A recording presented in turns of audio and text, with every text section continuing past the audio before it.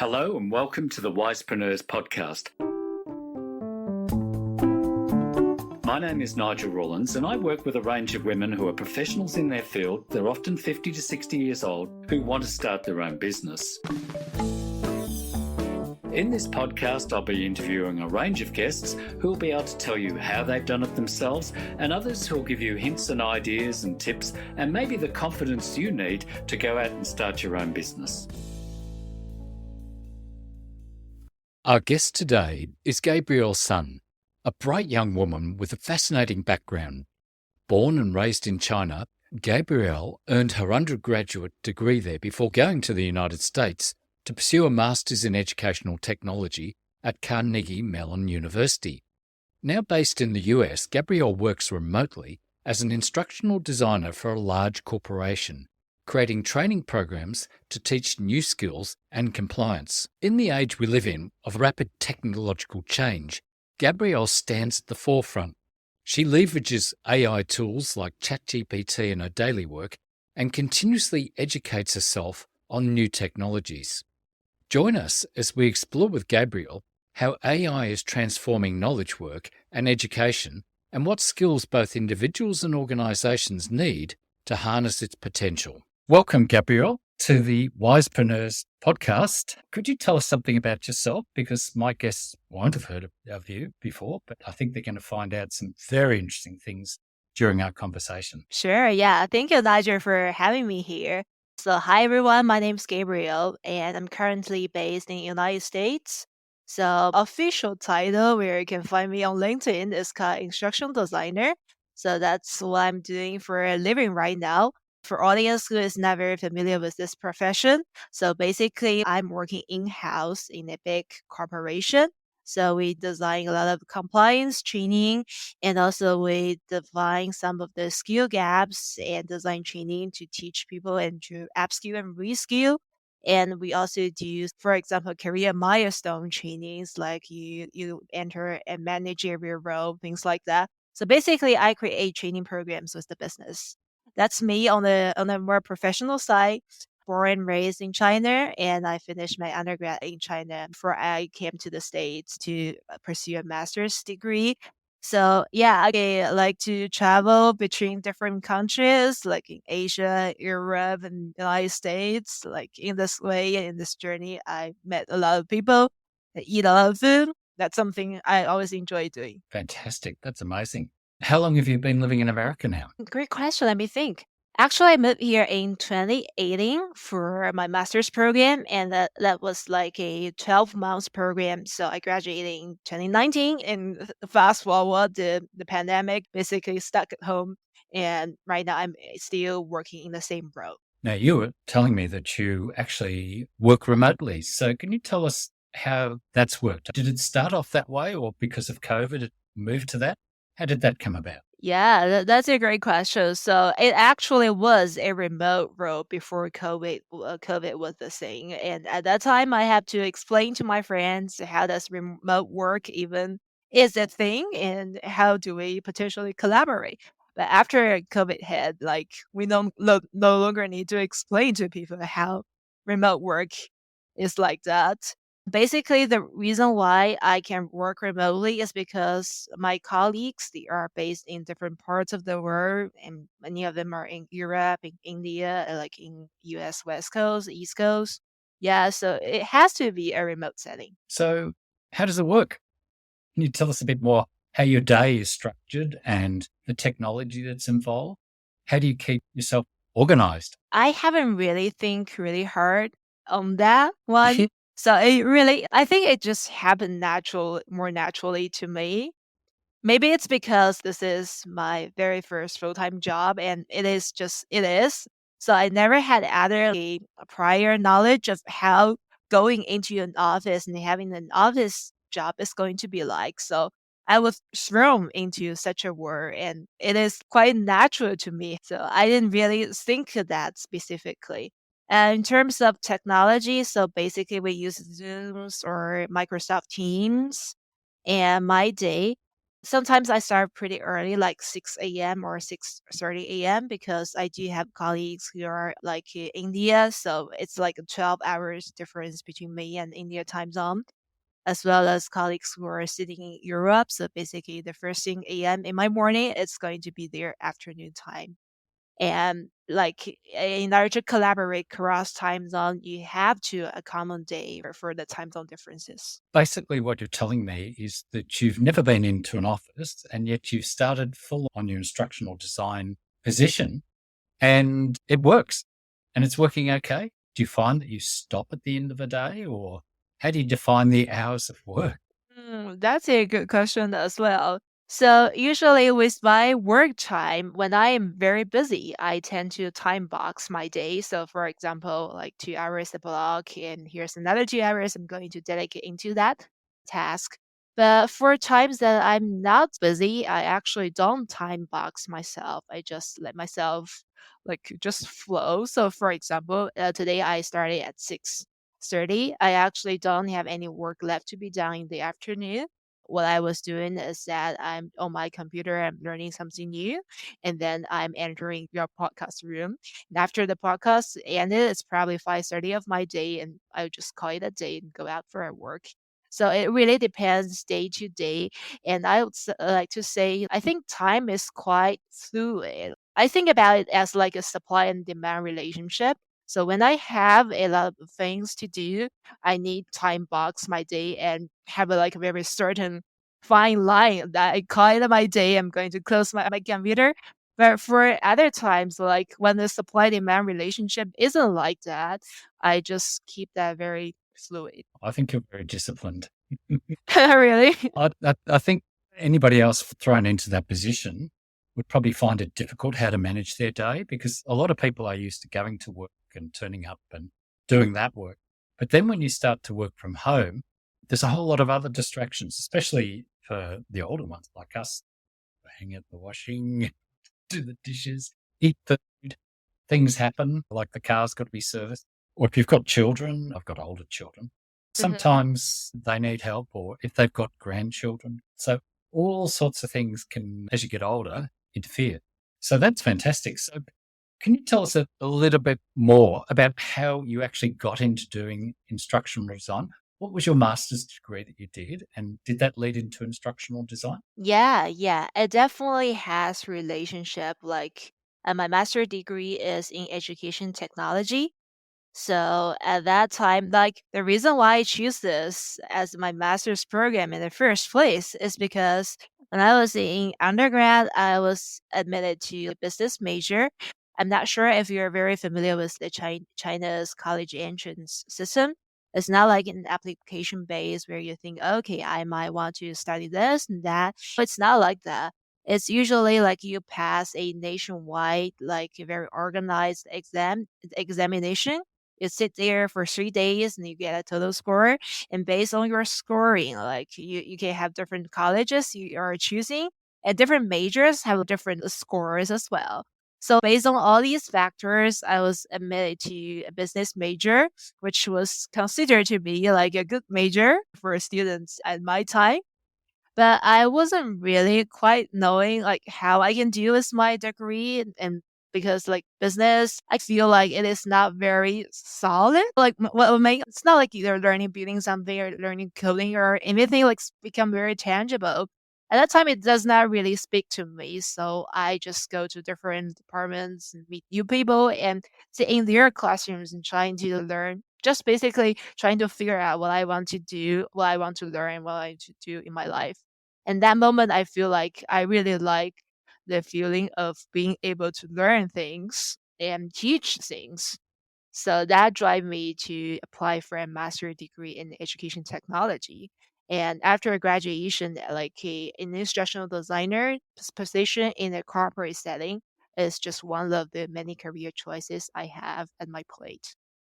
Would you say that the Chinese educational system is very different to, say, the Western one? 3 days of intensive exams and then Hmm. being offered some choices? Fairly academic, isn't it? Yeah, it is. I would say it is very selective. So think about like, some of, for example, math or like those questions, like the purpose is not really want they want you to master certain things so you can become a better engineer or anything like that. Like they make the problem tricky so that takes multiple steps from the beginning to the end. And if like how memory works, so things like from your long-term memory loaded to your working memory, and some people are just not that good at solving problems that involves multiple steps. So I think a lot of this is mostly for selective reasons. We want to make this hard for a purpose. We can get the best students to have the best educational resources. Mm. So when you went from the Chinese university system to the American university system, how did you find that transition? Oh, that was very different. Actually, I took my master's program in Carnegie Mellon University. So that is a university who's very famous for its computer science education. And they got a very good computer science courses. And I sit at some of them. And to me, like that was like eye opening because during my undergrad, I took CS courses as well. But at that time, I thought, okay, I might be too stupid to master those programs. But in my master's degree, I find like even those hard subjects, you can find a way to teach it in a way that the students don't feel like they are actually learning something really hard. It can be done in, I think, like it can be done in two ways. One thing is that you are making sure like you are really giving the resources for students to be able to complete certain tasks. So in my undergrad, I would say it is almost non-existent. So like the presentation material is one thing and the test materials is the other thing. So like I never thought about from a perspective like how we actually link what we want them to be able to do at the end of it to the kind of material we are presenting to them. So that was like the one aha moment for myself. I realized, okay, it is not that I was stupid, it is actually the course material isn't lined up with what they actually wanted you to finish. And that actually causes a lot of like extraneous cognitive load to me. That's Mm. one thing. The other thing I could tell is passion is quite important. I know like in America we talk about this a lot, but when sitting some the professor's classroom, we can clearly tell like this person is passionate about what he is learning and teaching. Especially some of the professors are like the 50s, 60s, and like even older. I like to say like they are very prestigious scholars and they have studied this for their whole lifetime. And in my undergrad, some of the teachers are really like, I'm just too bored to teach you guys. I'm like prepared to retire. I entered college, the undergrad in 2014, and some of the slides are created in 2006, and teachers just don't bother. They didn't bother to update the slide materials, and it's just the job of teaching. But here in my master's program, I could clearly tell some of the professors still have a huge passion. They really wanted to know what they are researching about. And that really makes a big difference, bigger than I thought. Sorry, I was talking a long way. No, that's good. And one of the points you've made there is the distinction was that in China, they lectured you on the material, but what they wanted you to learn was something else in a way. Whereas in America, it was directly related to what they wanted you to learn. And that's one of the biggest issues in instructional design anyway, isn't it? So maybe that will take us into instructional design. I recently did some online training for an organisation that I was working with at the time. And I must say, I was a teacher more than probably 25 years ago for 16 years. But I was looking at this training and I'm thinking, this is really quite basic. And then they'd give you, say, a test on it. And it had no relationship to the material they taught you. And then some of it wasn't even on that material if you go back and you check. So one of the biggest dangers I would assume with instructional design is to really get that connection between what you're trying to teach and actually what the outcome is. In terms of the education you receive, does that actually help you with the training design that you create? That's a very good point. I'm glad you're bringing this up from your teaching's experience, clearly it seems like you can relate like this part of alignment of what we want to do versus what we are presenting to them. So in my current role, this is called like alignment, goal, practice, presentation. There needs to be alignment. So that is like I would say core or foundational principle like it's guiding my work. In my current role, a lot of subject matter experts. So, for example, I am not an audit professional. I don't know how to do an audit. So, I work with an audit professional to create any audit courses. If you just let the audit professionals write the courses themselves, you can see some of the issues you just mentioned. They think like they are giving a task, and but like what they are teaching on the slides does not 100% align well with the task. So I could find this problem to be very common in a lot of professionals I work with who are not from a learning science background. Yes, no, I can understand that. So let's talk about that. You mentioned that you work in a couple of areas of learning and development. Was one compliance? For example, workplace harassment or HR regulations, data policy, etc. Those basically, if you are a full time salary employee in this company, there are certain rules you need to follow, and we call it compliance. On top of that, because of the industry we're working in, for example, law and audit, those are like highly regulated industries. So you need to meet their compliance training requirement as well. So all of these are called compliance. Which goes to show that in most of the professions you now work in nowadays, there is, once you've got your degree and you're working in the organization, there is continuous training, or do we Hmm. call it learning? So I guess there's a distinction between training and learning. So how much training do you think is going on in any sort of organization now? My wife works for a major supermarket chain, and they're Hmm. continuously sending out training. It's 2 or 3 times a week. There's this, there's that, there's Ah, this. I'm just wondering, there must be a range of programs that you have to learn nowadays. oh, okay. I guess that could be like very different from company to company, industry to industry. So, for example, if you're working in a small startup, maybe like you are the first couple two employees, so like you might not even take any formal training of any sort. It's because like your purpose is really to make the company work. But if you're working like very large, giant corporation, like there's a higher probability there are different kinds of training you can go through in your time here. In the organization I am currently working in, I think we are having like onboarding training. One is like a company wide welcome to our organization. And here's how you access the HR system. How do you do here and there? Here's a little bit about us, our mission, etc. And another is like a team wide orientation onboarding training. So you are going to like a lot of teams are having like their programs how they receive newcomers, audit, tax, like they have a very known program. They have been running this for like over 20 years or something. Of course, they make the like, new edits every single year based on like their understanding of, for example, Gen Z towards millennia, or basically the changes in the things of, in the work environment we are having. So they make some tweaks every single year. That's the onboarding part of it. The other part is like compliance training. These are like almost like a drip feed. So I don't even know when a compliance training will be assigned to my dashboard. Yes, as a learning professional, I got assigned courses as well. So like data handling, diversity and inclusion, sustainability. So I was around those hot topics. So that's the second part, it's compliance. And the third part is some of the, I would say, hot skills. So for example, you work in tax, there might be like sustainability or ESG, like those new things coming up, and the clients are asking more and more about it.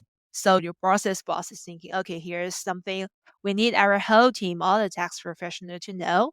And there might be another training just on these kind of topics to bridge the skill gaps. That's the third type of training we're talking about. Maybe for some like a big career milestone. So for example, you are becoming a manager for the first time. There are a certain mindset shift to a manager. So we call it like a career milestone training. It's usually in my organization, it's usually 3 days to a week's training. Like you gather all the new managers together and you have some training simulations, role play, etc. Basically, these four types of training occur in different times of your career in my organization. That's huge, isn't it? Yeah, yeah, But totally. I think in the old days, when I Hmm. was younger, you just go out to work and you'd never get any. I think you just do your job. Oh, really? Mhm. And then suddenly it's become so much more complex.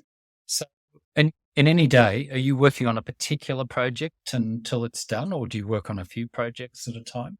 It's usually like a few projects. I would say like one to three. Three is like the most kind of like the biggest number of project I can take at a time. And because my team is huge, so we divided the process up to be very granular. So most of time for me, I am just interviewing subject matter experts, those people who have the content expertise and like writing course outlines, designing activities, and discuss, approve, edit. That's like this iteration process. I'd say I'm in this part of the work stream, and there are people who is like dependent on me on my work.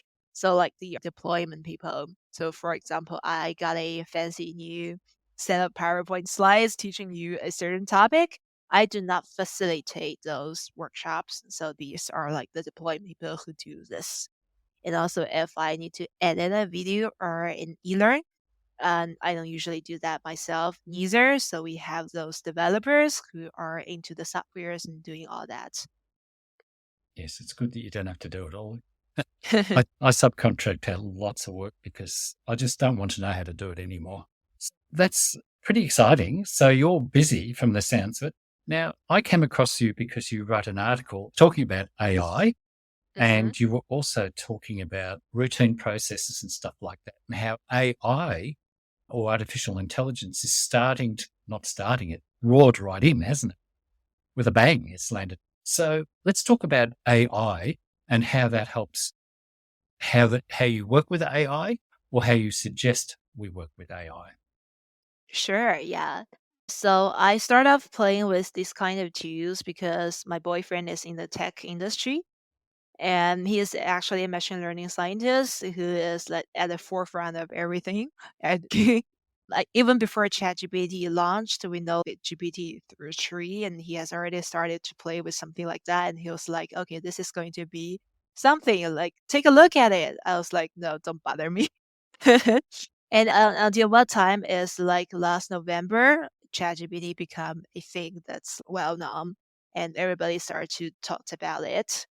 So for me, as a instructional designer, although we talked a lot about using these tools and integrating in our workflow, I do not see like a very direct impact or integration into our current workflow yet.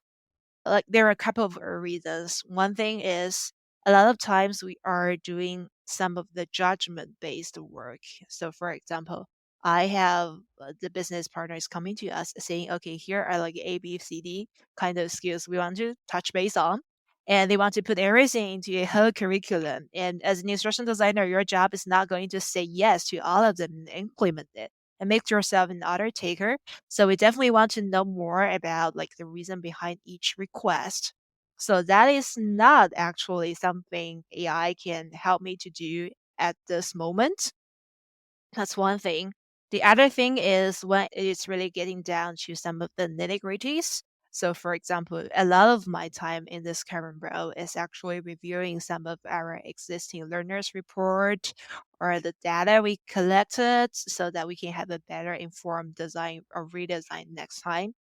And that is not something GPT can help me like going through line by line or generate a summary.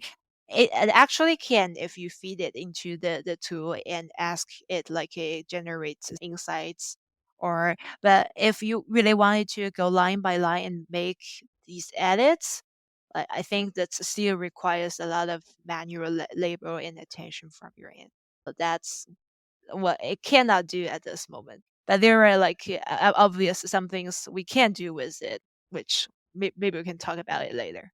Yes, definitely. I find the same. I use Claude to summarize large PDFs, but I'm getting very generic, and we're going to talk about prompt engineering as well. It may be based on the fairly poor at this stage prompt that I put in to get that feedback. So if I'm reading something fairly detailed, better that I actually go through, like you say, and get what you're looking from it. Unless, of course, you can continuously question it to find the things you want. But even then, you've got to use your judgment to make sure that it's accurate. And that's the biggest danger at the moment. You were talking there, obviously, about the things that humans can do compared to the AI. And so I think in one of your articles, you were writing about creating scenarios with AI. Oh yeah. So tell me about that a bit. Yeah, so that is actually leading our conversation to the topic of I can use the tool to help me with at this moment.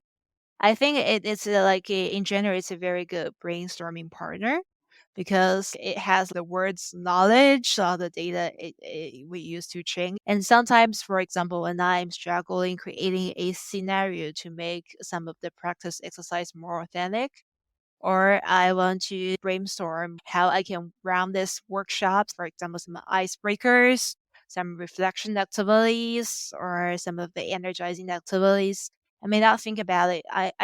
May not be able to think about it off the top of my head. So I use it as a brainstorming partner.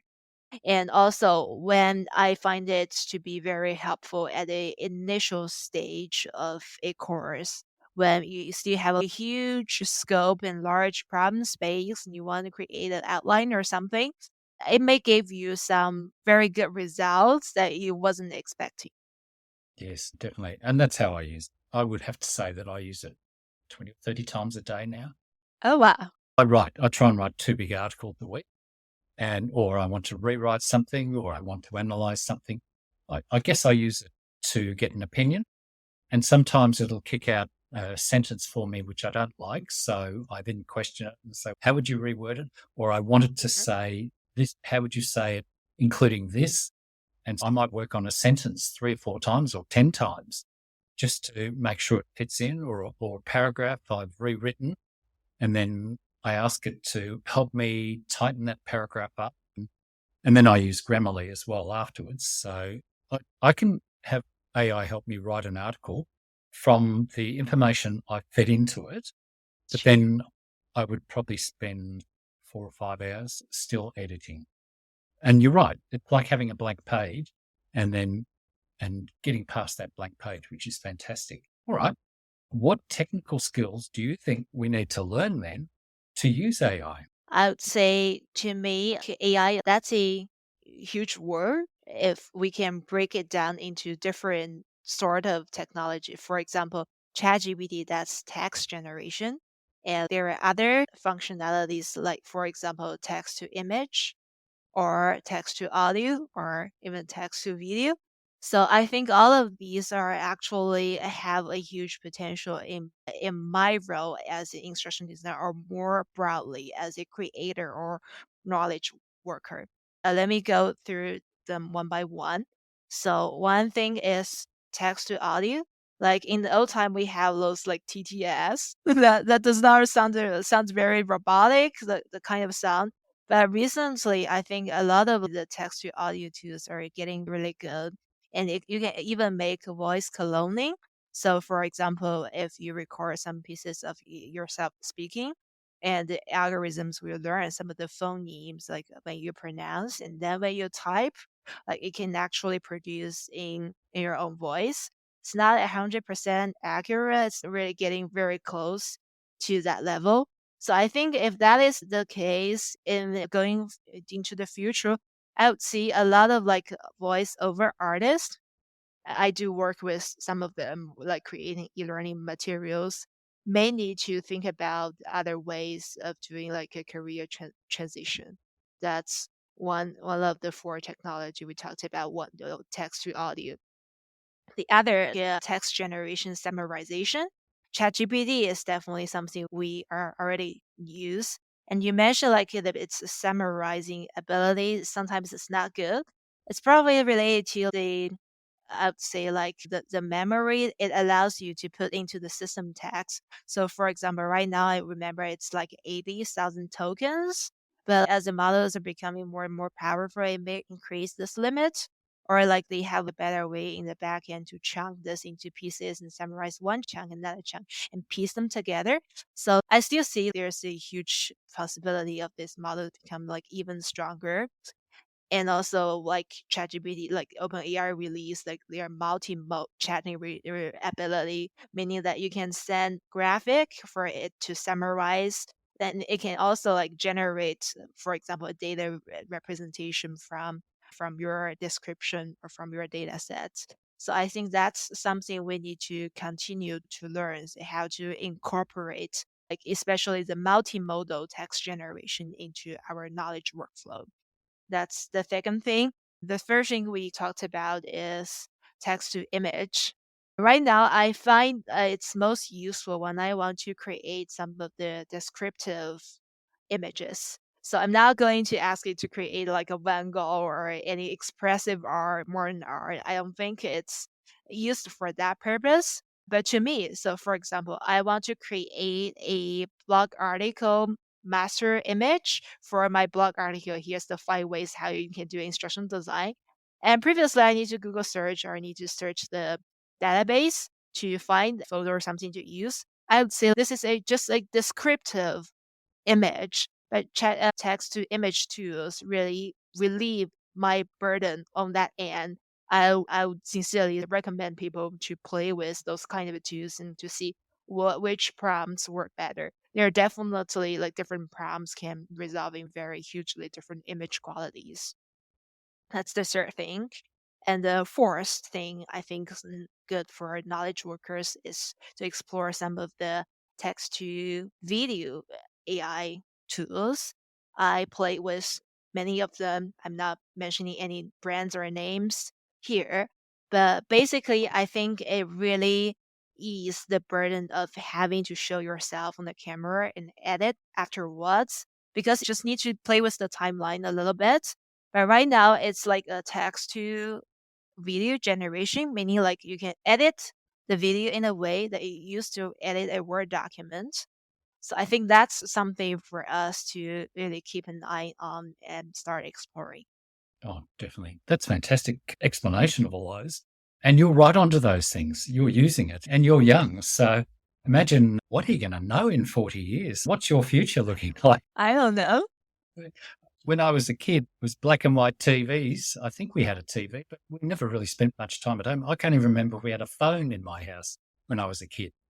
I think most of the time we were outside riding our bikes somewhere. Mm-hmm. A very different world today. Okay. You wrote an article where you mentioned value change in the nature of work. In terms of some of the work today for a knowledge worker, some stuff is just basic and you can almost what we call handball it off to AI to help you with. So what do you think are the human aspects that we still bring to our knowledge work compared to, say, what AI can do? Hmm. Yeah, I think that's a great question. So I definitely think there's a huge potential for to treat AI as a, I would say, cheap outsourcing partner. So for a lot of things I don't want to deal with, such as generating and finding a descriptive picture for an article, or to, so for example, summarize some data, or to like even to, because there are some browsing plugin you can pair it up with ChatGPT. I can ask it to summarize like what is out there on the internet without even leaving that interface. So I think some of the things that's taken me a lot of time, but it's not generating quite some value, I can outsource it to ChatGPT.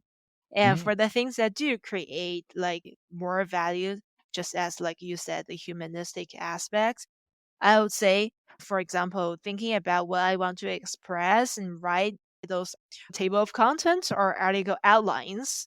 So these are some things I'm still going to do myself because without even without a good outline, the ChatGPT cannot generate a good article.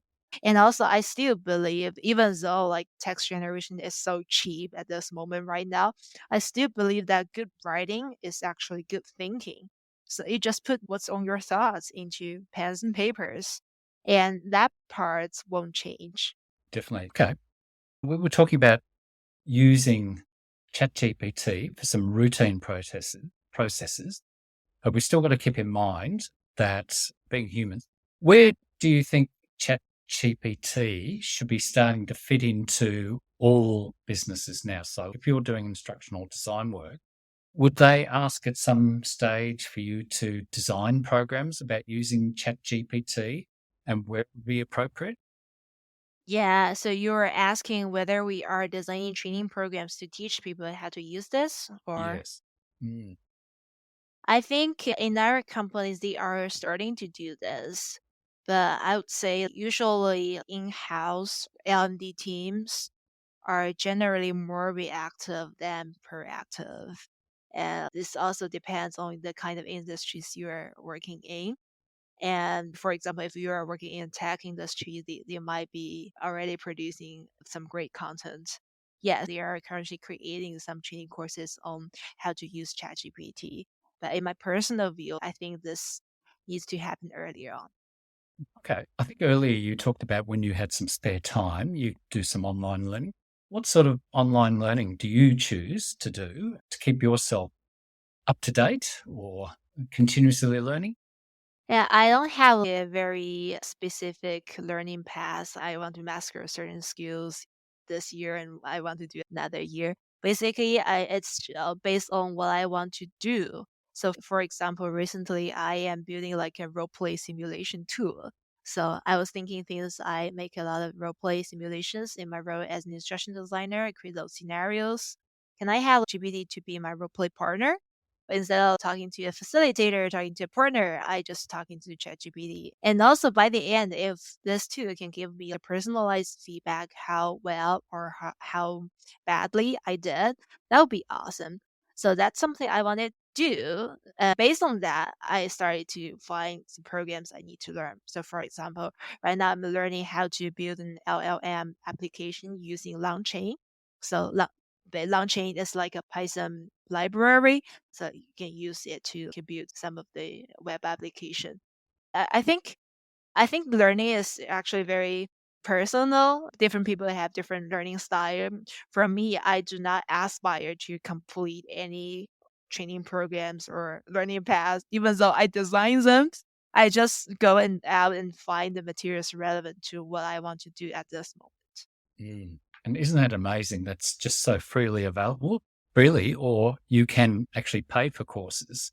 Yeah. I've purchased about 20 programs that I want to Oh. learn. I've gone a bit mad and I've just got to make sure one day a week I start working through, but other things Mhm. interfere. So I've bought about 3 or 4 courses I haven't even started yet. So I've got to get stuck into them. But what I'm hearing from you is whatever makes you curious, I can't even say it, Mhm. curious, you go out and you find it and then you learn through that. Can I ask, do you read books? I would say I'm not a huge reader. I probably read somewhere between 5 to 10 books per year. So that's where I am. That's the numbers I find myself to be most comfortable during the year. I read paper. I prefer to use to Kindle. I actually have had a Kindle years ago, but I just don't use it that often. I live in Portland. There's a huge bookstore called Powier's Bookstore. And when I want to visit some place, that's probably one of the places I'm going to visit. And if I come across a book on the shelf that looks interesting to me, I just brought it home. So it's also very sporadic and spontaneous. Let's say I do not have a huge reading list. I aspire to complete per year. Yeah, and I know I'm not a huge like book reader by any means. Yeah. I wish I can do that more. I think it's quite normal nowadays. I've got 2 grown-up sons and I know they hardly read books. They're mostly looking for video. And I was talking to my youngest son's 33. And I was with him the other day and he just talked into his phone to ask for information. He didn't even type it in anymore, just talk to it and it brings up and he said, oh, look here. And I'm going, wow.